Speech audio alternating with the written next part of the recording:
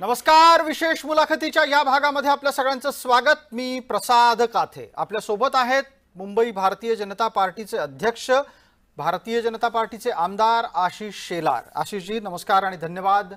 आपण जय महाराष्ट्राच्या या नव्या स्टुडिओमध्ये आलात त्यासाठी आणि मुलाखतीला वेळ दिलात त्यासाठी सुद्धा.